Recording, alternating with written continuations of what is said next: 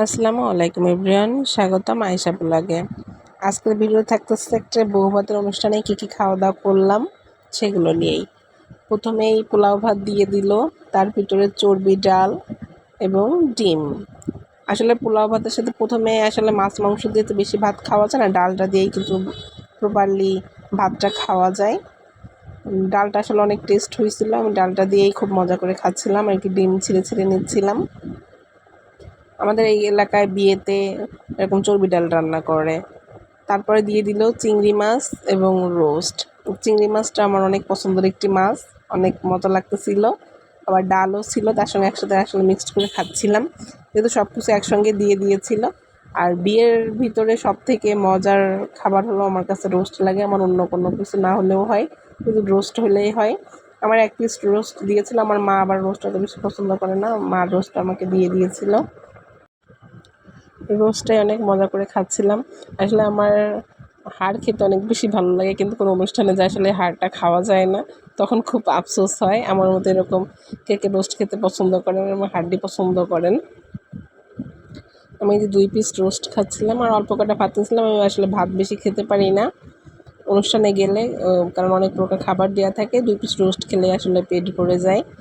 তারপরে এর ভিতরে সালাদ দিয়েছিল, শসা, কাঁচামরিচ, পেঁয়াজ, লেবু।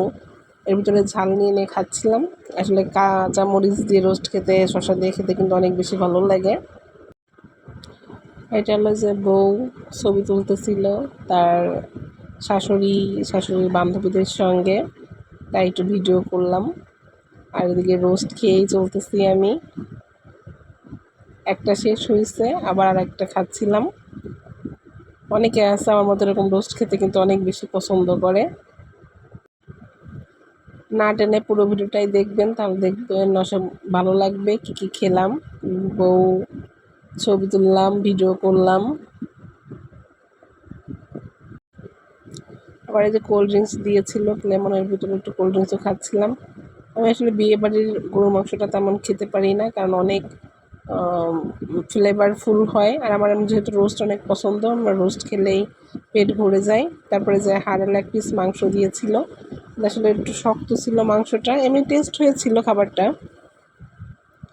আর গরম তো ছিঁড়তে পারতেছিলাম না, যার কারণে আবার একটু রোস্ট খাচ্ছিলাম। মাংসটা অনেক ভালোই ছিল, মানে বড় এক পিস হাড়। আবার রোস্ট খাচ্ছিলাম। সবগুলো খাবারই কিন্তু অনেক মজার হয়েছিল। ডালটা অনেক টেস্টফুল ছিল, রোস্টটা, চিংড়ি মাছ, গরুর মাংস, ডিম, প্রত্যেকটা রান্নাই আসলে অনেক মজার ছিল। বিয়েবাড়ির রান্নাটা আসলেই টেস্ট হয় অনেক, কারণ অনেক একসঙ্গে রান্না করে তো, যার কারণে আসলে বেশি ভালো লাগে খেতে। দেখেন পিওর একটি হাড়, আমার এই হাড়ের মাংস খেতেই ভালো লাগে, পিওর মাংস আমি খেতে পারি না। বাড়িতে একটু মাংস ছিঁড়ে নিয়ে খাচ্ছিলাম, পরে আর মাংস আমি খেতে পারিনি, মাকে দিয়ে দিয়েছিলাম। তারপর দিল দই। দই দিয়ে পোলাও ভাত দিয়ে কিংবা একটু ঝাল মশলা দিয়ে খেতে কিন্তু ভালোই লাগে। অনেকে এই খাবারটা খায়, অনেকে আবার খায় না। আমার ভালো লাগে এরকম একটু ঝোলের সঙ্গে, ভাতের সঙ্গে পোলাও ভাত দিয়ে খেতে।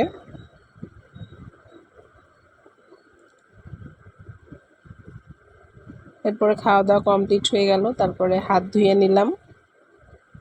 এখানের পরিবেশটা আসলে অনেক ভালো ছিল, কমিউনিটি সেন্টারের নিরিবিলি পরিবেশ একদম। এটা হলো আমাদের নড়াইলের রূপগঞ্জ আশ্রম রোডের দিকে বেস্ট কমিউনিটি সেন্টার। যে বউ নতুন বর ছবি তুলতেছিল সবাই। তারপরে এখানে যে পান সুপারি ছিল, আসলে খাওয়ার পরে একটু পান সুপারি খেতে মন চায়, খেয়ে চলে আসলাম।